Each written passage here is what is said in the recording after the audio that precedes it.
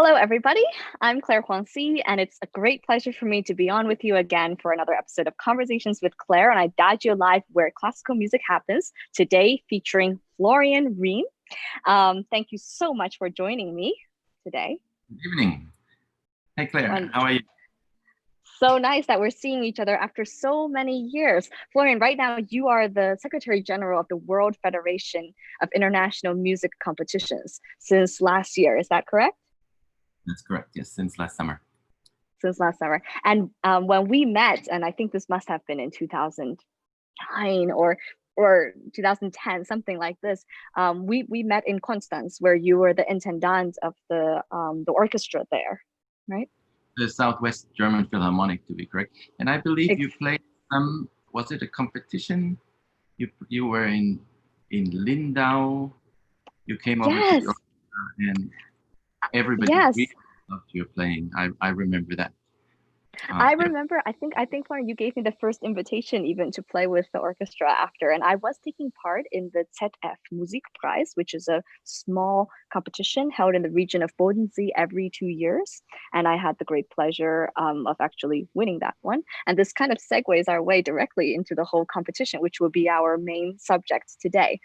But before we get into that, Florian, maybe you can give all of us listeners, tell us some information about your background and what you were doing before you were in the Southwest German Philharmonic.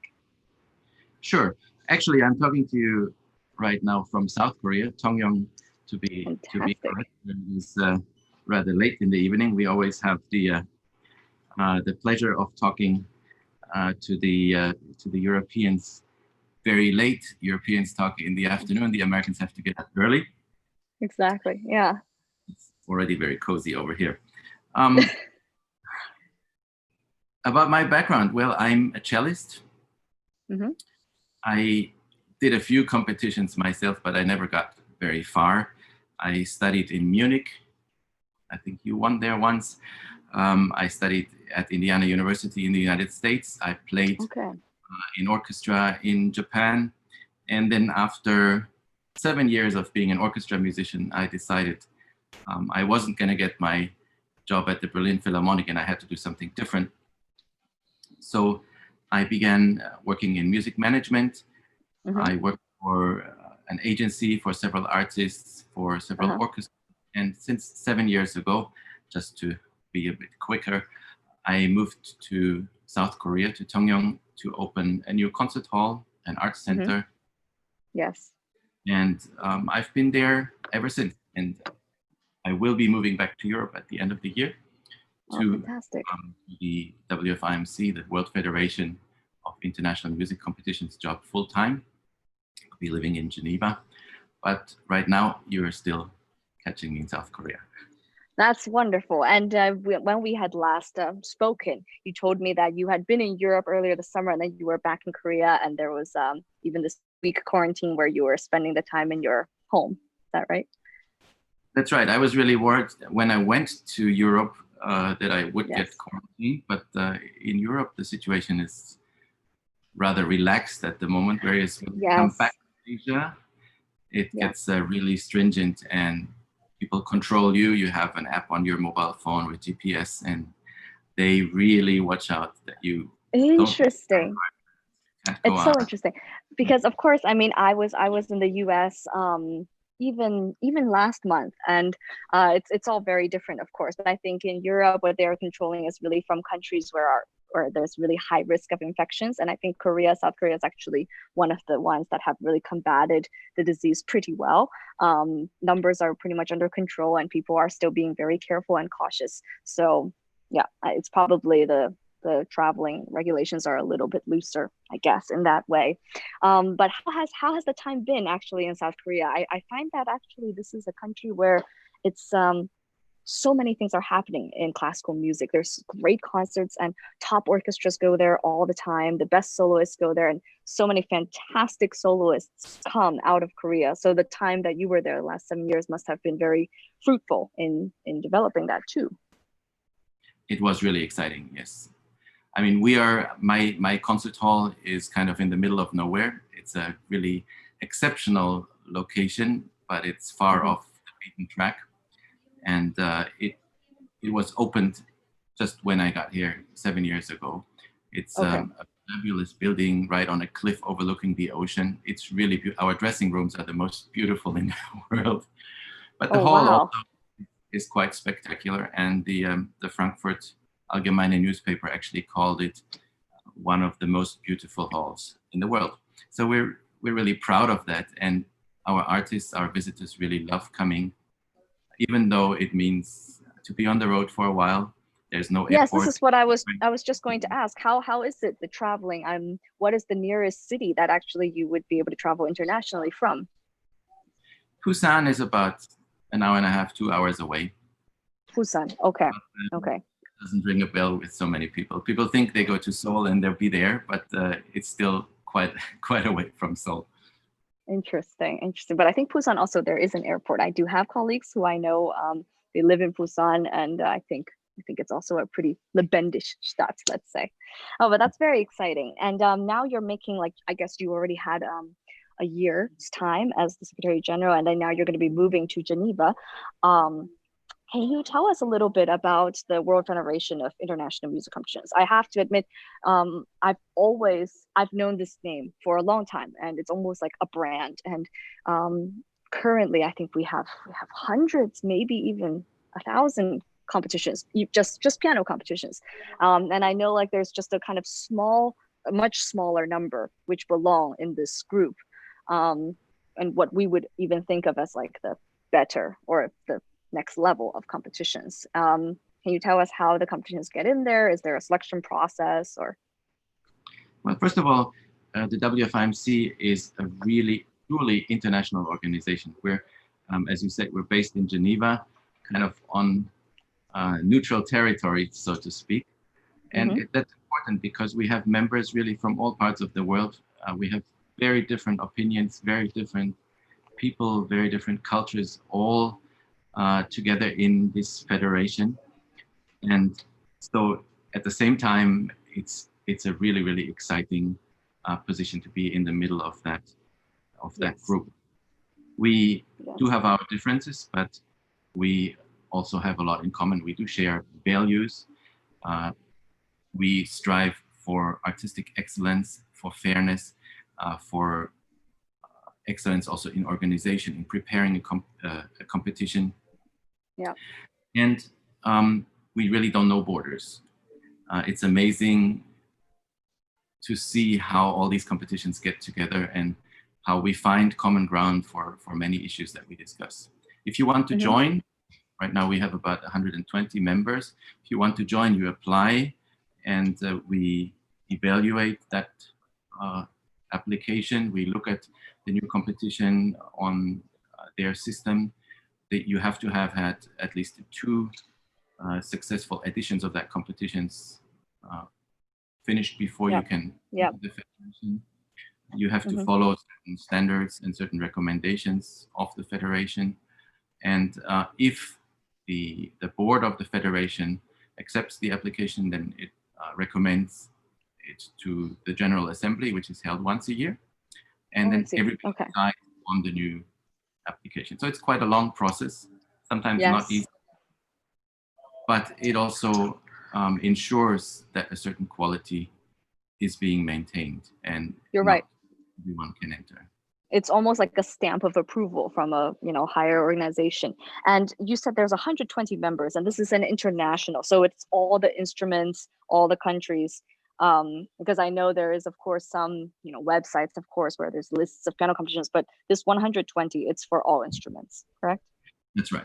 I mean, the largest number, of course, is piano, followed by violin and voice, and then other instruments, and then the woodwind instruments, the brass, the competition, and so forth.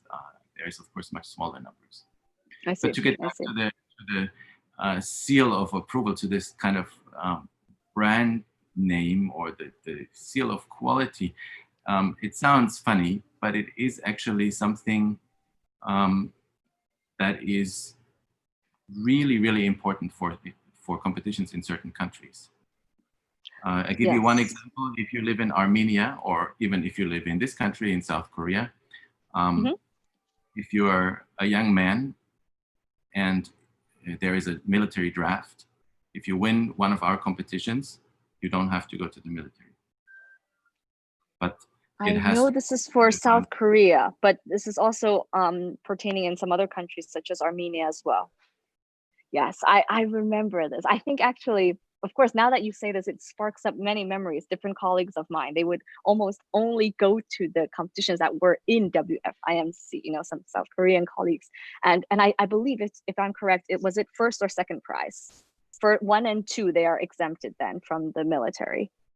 The rule changed over the years. Yeah, so in the beginning it was 1, 2, 3, and at sometimes it was first prize. And now I think it's first and second prize. Yes, but if you look at current South Korean winners and ask them, "What about your military duty?" Yeah, you get a big smile. Of course, yeah, absolutely. I mean, I can't really imagine just this huge level of responsibility. I mean, for me already in the past, entering a competition, there was always huge pressure. But then if I think in South Korea, it was like a 2-year service for the military. And this is an extremely long period of time without an instrument. I mean, just to be trained. On one hand, of course, it teaches the discipline, which most people would never be able to imagine. But on the other hand, it's almost like you have to then start from scratch again after your 2 years back in your instrument. And I think you have very little time to even go home. So maybe you have like very short mini holidays. It's not enough to at all keep in shape in your instrument. And at the same time, I would have to say also like being in the competition circuit, I think there was a lot of positive outcomes to taking part in competitions. However, it also you do feel a little bit like you're an athlete and that you have a certain moment of time in your life where you are eligible. I mean, I would really say the majority of age limits is 17 to 30 or 18 to 30, something like this. And I remember I started taking part in competitions when I think my first international one was when I was 16 in Hamamatsu competition. And I was one of the youngest ones. And I remember looking at, you know, the 28, 29-year-olds. It was like, oh, what are they still doing here? Like, why are they still competing? And then, you know, as years went on, I think I took part in several others, and I was always 22, 21, still some of the young ones. And then next thing I look back, it was 2018, and I'm the really old one in the competition. And it's quite interesting to think of, but age certainly plays an important role in that. Can you tell us a little bit about how it's been going in the competition world just recently also? I mean, of course, you know, Corona has hit, I think, every single sector of the world, and for music, it's a huge setback. How has it been for competitions? It's been a disaster, to to tell you the truth. If you look at the list of competitions that were supposed to be held this year, it looks really, really bleak. In the beginning, everybody was hoping to simply postpone to the summer, to the autumn. Yes. But that didn't work. And there's only very, very few competitions left who haven't really decided on what to do. I think there's 2 or 3 major competitions still left in this year, but everyone else has already moved to 21 or already 22. There have been actually competitions that were scheduled for 21 who have already said, we better move it to 22 because we don't want the uncertainty. And it's true. If you look at the travel restrictions, especially in Asia, Europe is much more flexible right now, but especially in Asia, you don't know when this is going to end. There might be some relief in the coming month, but at this point, it doesn't really look that way. And as long as you have the travel warnings, as long as you have a 2-week quarantine, you just can't ask competitors, you can't ask jury to come. Absolutely. You could ask them to come, but then when they go back to their country, they have to stay 2 weeks in quarantine. So it's also not really an ideal situation. Do you foresee in the future that things will become more local?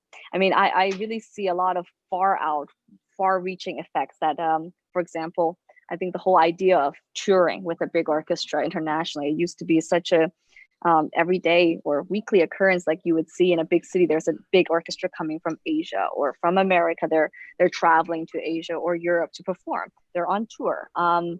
but that obviously in the next couple of seasons will be much, much less in number. And at the same time, then like from the Hochschule standpoint, all the music students, there's a lot of uncertainty right now about, of course, like we're not even talking about America, but I think just every summer we have auditions taking place for students in all the European schools, and most of them this year has been either completely video, or they would just say, yeah, this year we just we have the dates already scheduled, and those who cannot fly, I mean, it's a real pity. They can try again next year or so. And in the end, I wonder about the whole effect of competitions, because of course this is more of a one-time thing. It's a more unique opportunity for someone to travel internationally, but it is such an international thing with contestants coming from all over the world. A lot of the big competitions are held in Europe. So many of the contestants are, as we know, from Asia. Do you think this is actually going to set off a much wider, let's say, difference in the number of Asians versus the number of Europeans in future competitions? That's an interesting question. It's certainly changing, and we've been discussing online competitions. We've been discussing how far we should go in, how far we can go in moving things online, so as to keep a competition alive in the first place. And yes, there are quite different opinions on that. Same thing in the orchestra world. We're still getting offers for next year of some major European orchestras coming to Korea, and I'm always surprised to see these offer and I'm thinking, are you sure you will actually be able to come? And of course, if you're one person, it's much easier to travel. But if you're 100 together, that's much more difficult, especially with different nationalities crossing several borders and all that. But to get back to the competitions, we had a couple of very interesting experiments, I should say, during the past month, where certain competitions tried to make the best out of the situation and went online, some of it in part, and one actually entirely for the entire competition. Mm-hmm. It was a very interesting thing to see, and I'm talking about the Khachaturian competition in Yerevan, Armenia. They have been holding their entire competition in virtual reality, as they called it. They had a huge tech team to prepare. They recorded orchestra accompaniment in various speeds for the competitors, and you could follow the entire competition from your living room. The jury was all over the world. The competitors were all over the world, and they brought it all together with their tech experts. And it was, I mean, as critical you can be of it, and as boring it may seem if you have a violinist not on a Carnegie Hall stage, but in their living room performing with the headphones on. Of course, it takes a bit of the excitement away. But I have to give him credit for being really, really forward. Out of the box thinking, yeah. So, that was amazing to see how they could put it all together.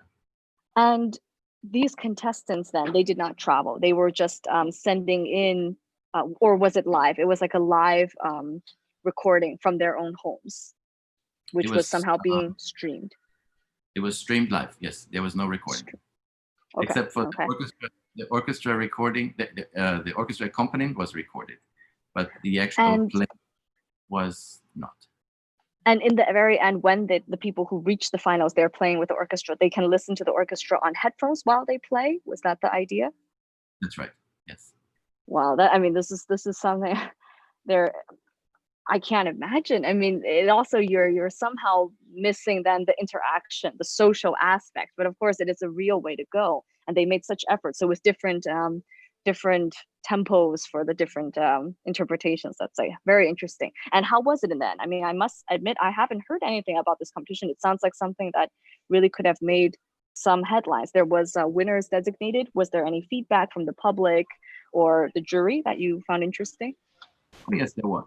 But I mean, you have to see, I mean, as you can be as close to perfect as possible, but people's computers, people's internet at home are all different. Yes. The distance also plays a role. And so it's not easy. Your sound is different anywhere you go. Your Yes. speakers are different. So Hmm. these all these differences make it really difficult to keep on a common level, and Yes. to bring all that together. They had really uh, hundreds of people working and preparing and trying to adjust this sound, but it's not easy. It was the first time they tried, and I really give them credit for doing that. But it was the first time. Yes. I mean, eventually, if of course this whole thing does last beyond early next year, and then it's very clear that competition still cannot take place as normal. People will really have to look into all kinds of different things. I just have a quick question. I did read that the Chopin International Competition planned for this year originally, they were offering for the first time virtual reality performances. Um, when I read that, I didn't quite understand what it was. Do you know something about it? It's called 4K ultra high definition audio, and it's actually really amazing system. You can find it in several concert halls in the world. Maybe you've seen these cameras. Uh, they're they're round like a sphere, and you put them right in front of the conductor, or in the middle of an orchestra, Hmm. or right behind the pianist playing. Okay, So if you have one of these these headsets virtual or. reality goggles, it really Mhm. feels like you are in that room, and you move your Oh, head I around, see. and And you can see. see the left side, the right side. You look up. It's a really amazing feeling. So, but That's that's entirely different issue. They will still have a live competition, except that you I can watch understand. I everywhere. understand, but I'm just saying that was already like a huge step, and this was already announced far before the whole Corona situation took place. And in a way, they can expand on that. They can even give maybe the opportunity for certain jury members, if there's a difficulty, for them to experience it like that. If the competitors can make it to the place where there is really high definition sound quality and video quality, then it's almost like they don't even have to really be present in the hall to experience it. So they're this is again, but this costs of course like huge amounts of money, and in the end it also really depends on what kind of resources a competition has. um It's an interesting yeah. idea. It really depends on people how innovative they are. There's always the hardliners who say Hmm. no, music has to be live, it has to be experienced. It is an interaction between people, between stage and audience. If that is missing, it's not the same. But there's also quite a number of competitions that are trying to make ends meet and trying to just explore new possibilities. For example, take the Busoni competition in Bolzano, Italy. They have a system where they accept professional recordings for the preliminaries that are being made with aid from the competition, so as to guarantee a recording quality that is above the regular preliminary standard. Or if you Yes. take Cleveland, they have this year a special edition of their piano competition called Virtual Also, um, a mix between virtual and virtuoso. And they are Yeah. they're collaborating with Steinway and Sons. So you can visit any of 5 or 6 Steinway centers all over the world, and you can make your recording for this competition with the same piano and the same recording system that everybody else has. So the jury is looking at these recordings, and they give, I believe, about 30 support prizes. They really wanted to have a special edition to help young Yes. pianists who Young can't pianist. perform. And so they That's so changed their competition system this year. so interesting about that Cleveland. It reminds me, I was in a competition in 2006. It was called the International Piano Competition. You know, actually, yeah, 2006, that was the year. So I'm not sure if it's still taking place every 2 years or so, but this was a competition which was done in cooperation with Yamaha. And I found that very interesting at the time because there was this Yamaha disclavier technology, which was relatively new in 2006. So what happened was we were all set to play at the Yamaha location. There are different headquarters around the world. And I played in the audition in New York, and there were jury members there, and we performed, and it was all live. And then later these recordings were also then played on another Yamaha piano in Minneapolis virtually. And they had this technology which would record the pianist as best as they could. I think this technology, of course, has improved over time, but it was relatively accurate. It gave almost a, let's say, 90% depiction of someone's interpretation in terms of the sound quality, in terms of the whole interpretation. And I remember thinking even at the time, like, how is something like this possible? And this could definitely be also a way, because I think Steinway now they have stereo. So is it like, is that what we were just talking about what happens for Cleveland when people record in the Steinway studio? Is it on a stereo, which is then later performed back for the jury? Or was it rather just recordings? They're making a recording, but just recording, but professional environment. There's these 5 studios all over the world that have exactly the same acoustical conditions, same size piano, and the same microphone and everything. So everybody gets the same condition for their recording. Okay. Yeah, then it's also another very interesting take on it. It's probably even more accurate than these playback pianos. Can you tell us a little bit about what happened in, you mentioned the other competition, which actually took place in Bamberg? Yes. Again, same thing in the concert world. Everybody's kind of waiting for the first orchestra to play, for the first hall to open, for the first promoter to dare and going out, taking the risk, having a bigger audience. And Bamberg was the first major competition that said, we are doing the competition, we're going through with it, because we want to show to the world that we're opening up, that we're going forward. We don't want to just stop everything and wait like everyone else. We want to be back in real life, so to speak. And that, in a way, is something really positive and something I really appreciate. But it also came at a certain cost, because the travel restrictions were still in place. We heard of certain people that could not enter the country, that were turned back, or that would have to wait at airports for days in order to enter Germany, and only arrived at the last minute, that they would have to put them into the second round while they were not able to make it for the first round, so they would have to play first round repertoire at the second round. And a few of these things. The jury made some decisions in the end that they gave more prizes than were really originally planned. And on one hand, if this was a regular year, we would say, oh, they're breaking all the rules. This is not okay. This is not fair. You should follow the rules.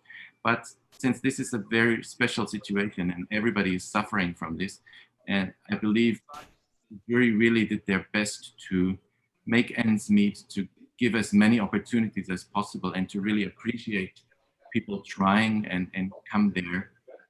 And so I think in the end, it was a big success, and it was great that they did it, that we felt, okay, it is still possible to have a competition even under these circumstances. And this was a conducting competition, so it was always taking part also with an orchestra, a live orchestra that the conductors were conducting, right? That's right. There was no audience, but the orchestra had to play in a reduced instrumentation. Yes, right. But it did perform live in the concert hall, and so it was a real competition. Yeah, it sounds like it. I mean, I had actually heard about it. Made some headlines in Germany, and I think, yes, exactly like you said, everyone waits for the first. No one really wants to be the very first one to take a major step. But once there's an example set there, which is gone pretty successfully or positively, then others will just follow, because then they know that they're not going to fall flat on their face. They might build upon the examples. And I think that's the only thing we can really hope for, that there will be more people who are willing to take that risk. But now let's talk a little bit about competitions just in itself, rather than competitions in the current moment. I'm now 30, so my time of competitions is behind me, and I I Is have it really? really went, sorry? Is it really? Oh, yes, yes.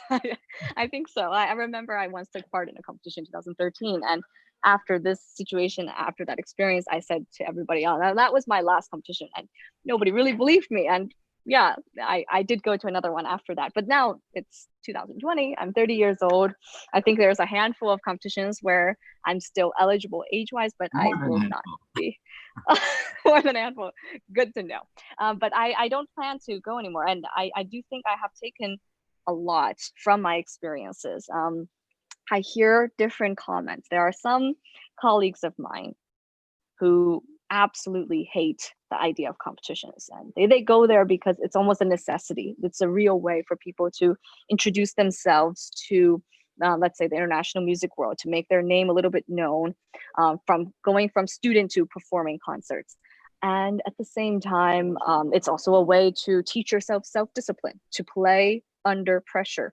Um, but this does take a toll, and I think it's about finding the right balance of going to one competition after another, rather than still healthily studying new music, still healthily being a student, experiencing life, and competitions playing a role in that, rather than competitions defining your musical development during your student life. I wanted to ask, because you were a musician yourself, and you were a music manager, orchestra manager, now concert hall manager, and now you're the director of this WFIMC. What can you like tell me your thoughts on competitions in general? Like maybe what actually was motivating you to take this job as like a new challenge after all what else you've done?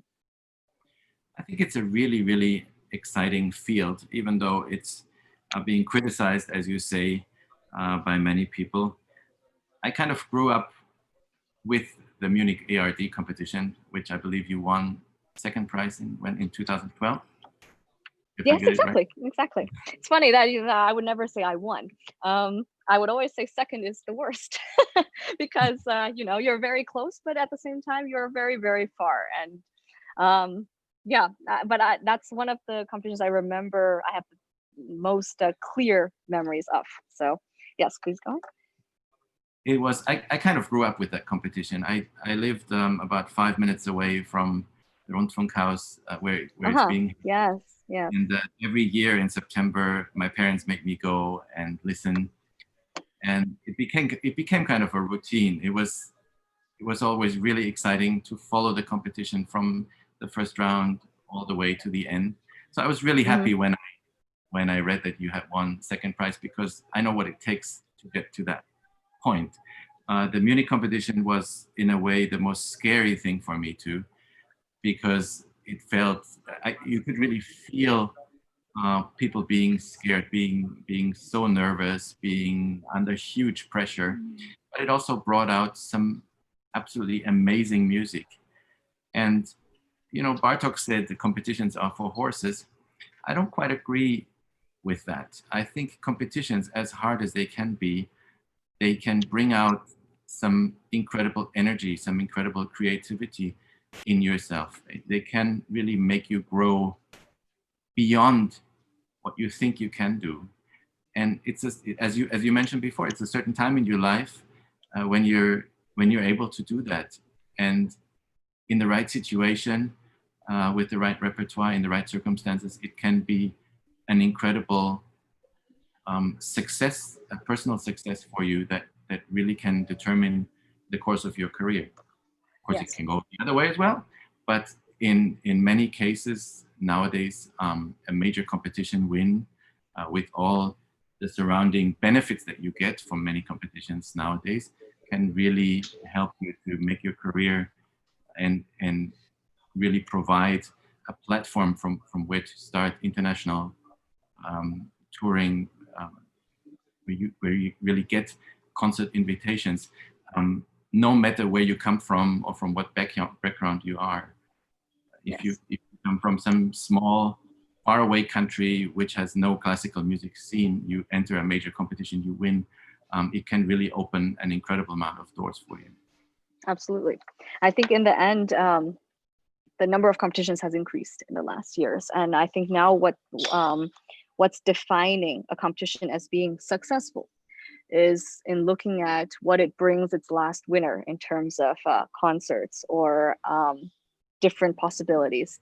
And therefore, I think now it's at a time where the prize money in itself is less important than let's say the whole package of partners.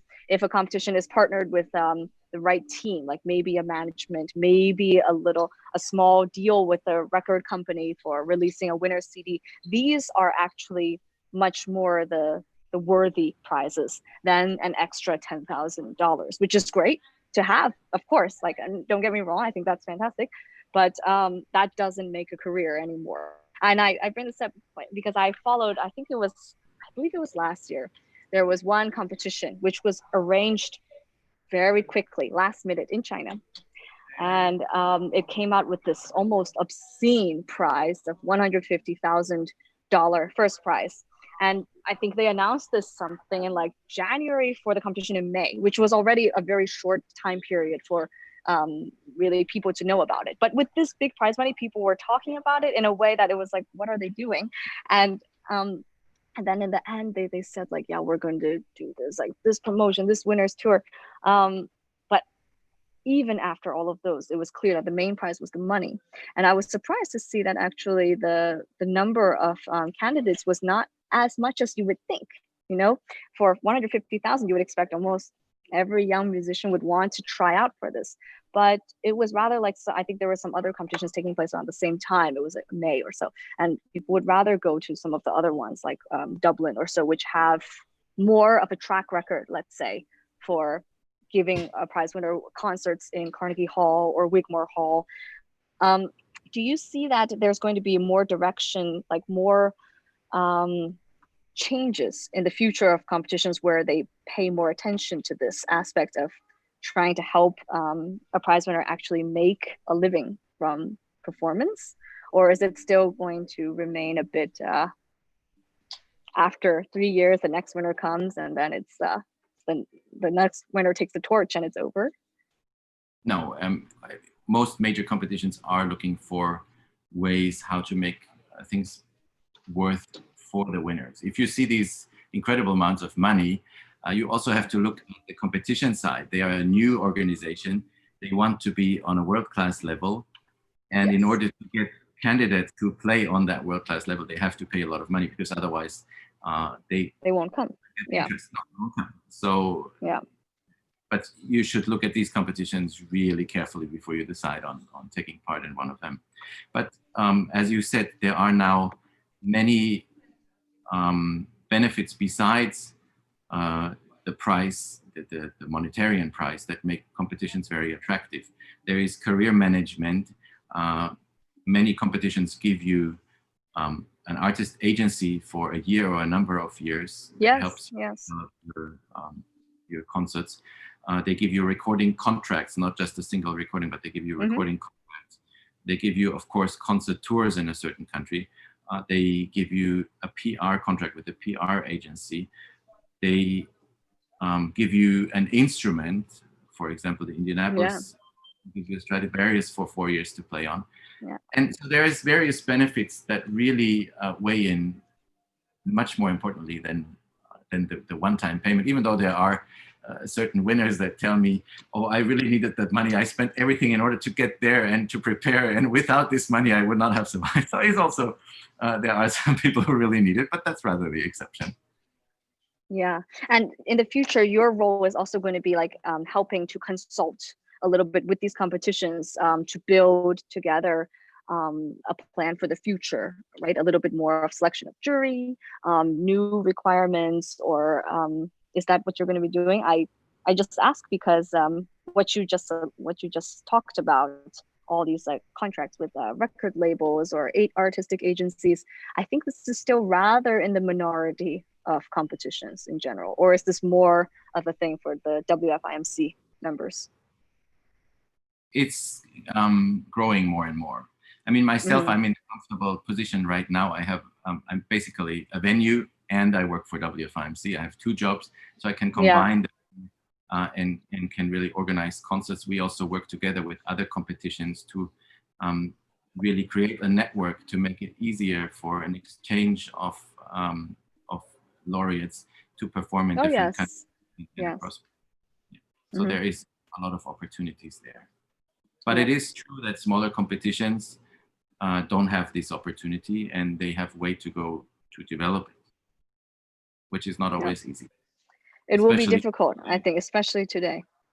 Yeah. Oh yes, yeah, it's not Yeah. getting easier in times of Corona. Yes. I also think like in terms of developing a new competition now, it's more difficult than ever. There's several with very, very long traditions where there's a line of illustrious winners, and then people know that this is a standard that they can trust, not only the candidates, but also concert presenters, let's say. I mean, you were, as a concert presenter, for sure, you trusted the ARD, the standards. So you would be more inclined to book a winner from the ARD, a competition of very long history, rather than a kind of newer competition where you didn't know as much, right?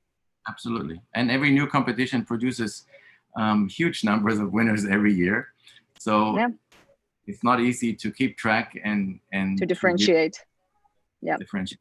It's not easy. Yeah, I wish only the very best for all the students. I mean, I saw also firsthand this year how it affected a lot of young students in the Musikhochschule, the ones who were working so hard to prepare for, let's say, the competition of Chopin or Queen Elizabeth. You know, they were putting in already many, many months of hard work, and suddenly they are left with limited lessons, a lot of digital learning, a lot of self-learning, and a lot of time on their hands, really alone. And I think only time will tell what will come out of this. And in a way, it will also wean out a bit of the field, because I think those who really survive this time, being an 18, 19-year-old, 20-year-old living on their own, they really also will show that they have the strength, the personal will to survive in this very, very difficult field.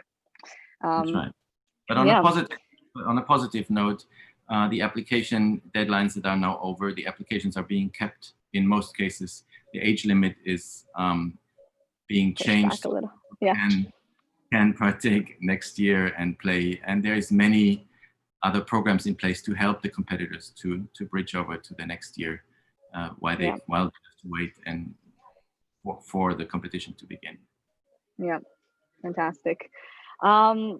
Was it the centennial of Isaac Stern this year? Yes, or? I almost forgot. Tomorrow is the 100th anniversary, 100th birthday of Isaac Stern, and I just had the pleasure of talking to his son, David Stern, this morning, who is the artistic director of the Shanghai Isaac Stern International Violin Competition.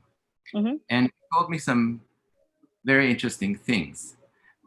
He said he didn't really believe in competitions, and neither did his father, Isaac Stern. He was not your typical competition juror, your competition soloist, your competition winner. Yeah. But because of this, when David Stern was made artistic director in Shanghai, he insisted on a couple of features which I think are really interesting to see because they make this competition special, even though they also have a huge first prize of $100,000. But they do have, even though it's a violin competition and they are looking for soloists, they do have a chamber music round. They do have, in the early stages of the competition, a repertoire that focuses not only on solo like Paganini, but they also require some easy Mozart sonatas. They ask for Mozart concertos in which all the participants have to write their own cadenzas, which is also quite extraordinary. This is new. They have a Chinese work in the final round, mandatory, which is to really ask people to learn about the foreign culture, or to show, if you're Chinese, that you can actually understand your own culture very well. The whole competition is much longer than just a few days. It feels more like a festival. And they are really aiming for not just perfection, not perfect musicians, but they're asking for extraordinary musicality, for innovation, for creativity from the jury. And in order to really show that all the jury votes are public. So you can follow everyone. There is no going around the rules. There is no voting for somebody who you know or you want to Very help. transparent. Yep. Yep. Very, very transparent. So David Stern said he always tells his jury, do take the challenge, go for the extraordinary, don't play safe, because my father, Isaac Stern, is listening. He's right here in the room with you. I found that was so Beautiful. nice. It's yes. Beautiful. Yeah. Yeah. I mean, I think that's also a very wonderful closing quote, because this is exactly what we tell. It almost applies to everything, not only for like the candidates, but just for all what we do, like not to be afraid of taking risks right now. And I like very much a lot of these ideas. I think playing chamber music is so important now, to show this, that you're open to working with other musicians and exchanging ideas, creating an interpretation together. And of course, playing Mozart is, as most of us would know, it's one of the most difficult things. Many piano competitions, of course, they also have a Mozart round nowadays, with the Mozart concerto played with a chamber orchestra, some without conductors, such as the ARD, which is a fantastic idea also. It shows even more that, you know, you can't just follow the conductor. You have to really have an exchange with the rest of the orchestra members. And yeah, that's great to see the direction in which that's taking. So the competition will be next year, the Isaac Stern competition? Right. It was supposed to be this year, but it's being postponed to next summer. Next year. Okay. Great to know. We should keep an eye on that. Thank you so much, Florian. It means so much also that you stayed up late for this talk over in Korea. I mean, yeah, it's already probably almost midnight over there. But this was enlightening, and I think this is a field that should really have a lot of attention and focus in the coming years in the music field. So important to develop the next generation in the best possible way. But yes, thank you so much to Florian Riem, the Secretary General of World Federation of International Music Competitions. I'd like to highlight everybody's attention to the new IDAGIO playlist called Flying Colors, which is curated by WFIMC, where different international prize winners of the competitions within this foundation are showcased in various recordings that they recorded after their competition times.